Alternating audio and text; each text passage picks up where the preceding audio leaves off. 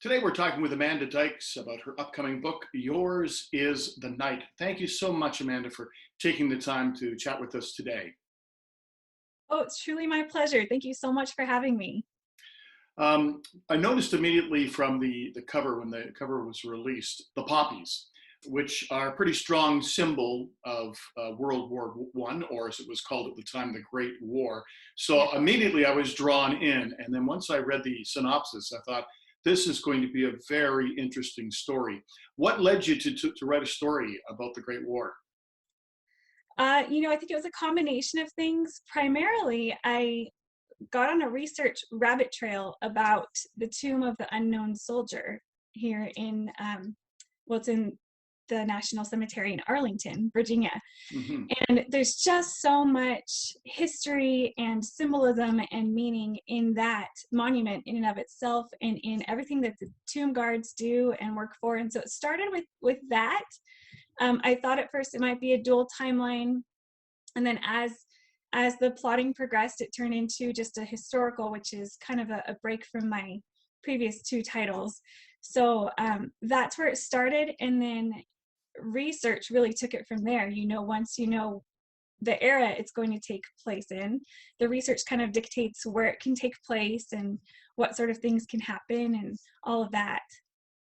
And the setting is France, which notoriously had the trenches during the Great War, which comes with a lot of grief and a lot of heartache, and it's kind of a tough story. But what you've done is you've made this quite a personal story too. You have Sergeant Matthew Pettigrew arrives in France. He's weary of the war, of course, and he hears this lullaby.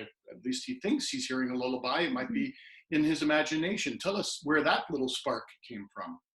I think it was a lot of the research of the trenches. As you said, it was a very heartbreaking place. If you have seen any movies or read any books or known anything about World War I, it's a very, very difficult war, as all wars are, but in its own way, just absolutely really shocked the soldiers, because it was a turning point for the world as far as technology went. We were coming from a very agrarian place of farm boys coming to war and encountering machine guns and these things, tanks, things they've never even imagined before, and they're used Hmm. to seeing horses and riding to town in carts. And so just thinking of what would that be like for that sort of soldier, and to be in such a dark place, a place of sickness and really fastly dwindling hope, to hear something completely out of place, which is a lullaby. As you said, he thinks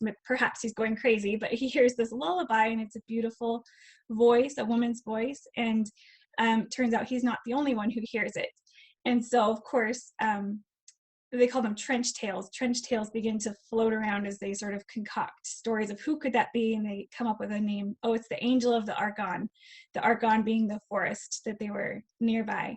And so the tale unfolds from there as they encounter who that was and where the song actually came from. And yeah, it really follows Matthew Pettigrew's personal journey pretty closely, as far as his sidekicks, two other characters who come in, and of course the angel of the Argonne, who we learn her name is actually Mira. She's not an angel, she's a person. And it goes from there. When you were doing your research, did you discover within your own roots relatives who'd served in the Great War? Did that become part of what infused your story? Did you have a personal connection in any sense? That's a great question. I haven't discovered anything as of yet. I'm still very interested to know, if I have a personal connection to the war. I know I have personal connections to other wars, World War II and the Korean War, in my family.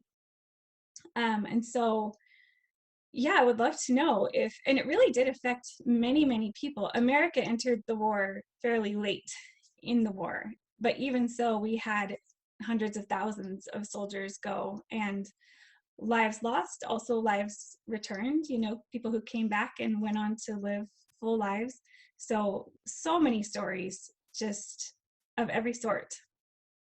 Well, Amanda, thank you for taking the time to tell us a little bit about Yours is the night. I wish you all the success with the book, and I'm very much looking forward to getting my hands on a copy Oh, thank when you. I can. I hope you enjoy it. Thank you so much for having me. It's been a pleasure.